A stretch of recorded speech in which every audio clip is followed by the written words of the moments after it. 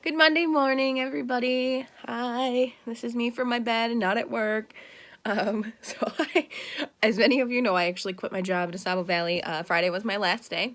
My awesome team did a mac and cheese bar, and they had ice cream and everything for me, and I very, very, very much appreciate all of that, and I love you all. I will miss you so incredibly much. Making the decision to leave Asabo Valley was really difficult because I had the privilege of working with every family program team member, and I honestly built a family before I left, and it was really hard to leave. But as some of you may or may not know, my dad passed away in November from stage 4 cancer. He was diagnosed back in April or May of 2018, and his journey was pretty quick. They gave him 3 months, and he of course fought longer than that. So I actually took FMLA and non-paid leave when my dad was sick, and I had moved home in August to care for him more one-on-one and be here with him because he required more intense care. It's really hard to watch somebody go through that, and I watched my second parent go through it, so it wasn't very fun. And then after he passed, I returned to work in December, and my position as autism case manager had been filled, because legally I was on unpaid leave and obviously had that right. And that hurt. And I would be lying if I said I still wasn't hurt over that. But only because I made promises to the families that I had before I left that I was going to return. And I didn't get to keep that promise, and that eats at me. And it's obviously taught me a lesson as a social worker. But once I returned, things weren't the same.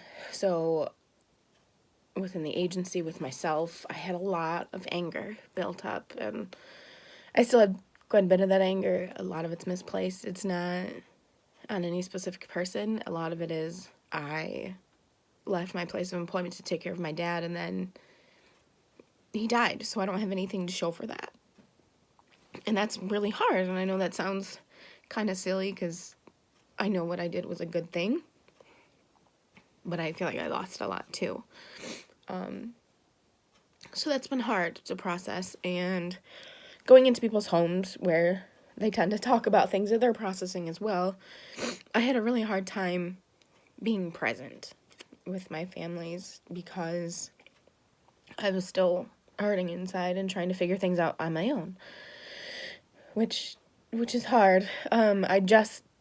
I feel like I just recently started actually processing things with my mom's death, which was, like I said, back in 2010. So it's been hard to kind of process my mom, and then now I'm starting to process my dad and the process of being an orphan. So with that being said, I'm taking a road trip. I'm going to process a lot of my own feelings on my own on this trip. I'm going to be gone for about a month. And I'm going all over the place, so I'm going through the UP over to the West Coast and back. So I'm going to be visiting a lot of people over there. Alexa, Jane, I can't wait to see you guys, and I'm super excited to see the mountains and the ocean and the sunrises and sunsets and all these different things, and it's terrifying. Like, I'm leaving my home, my cats, and one of my biggest support systems, which was work.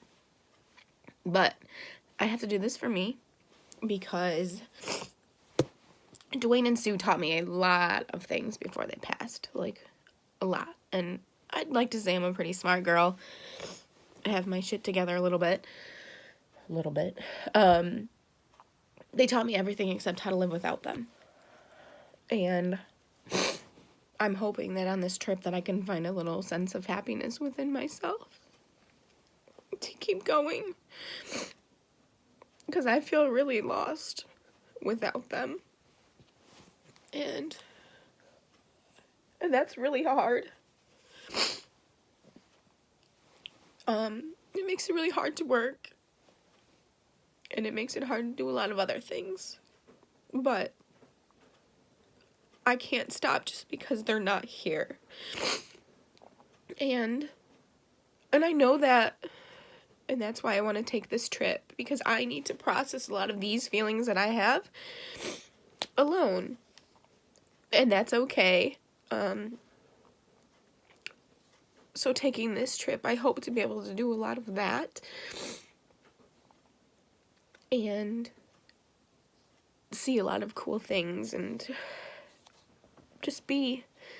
And I'm really looking forward to it. And I hope when I come back in June that I'll have applied for enough jobs that I'll have an awesome interview and get hired somewhere else. But it's risky, and I know it is, but I'm really excited, and I really hope that you guys will follow my adventure and this trip, because I want to process things with you guys. I want to share this experience with you guys because you are my family, literally and figuratively for some of you, but I do want to share this.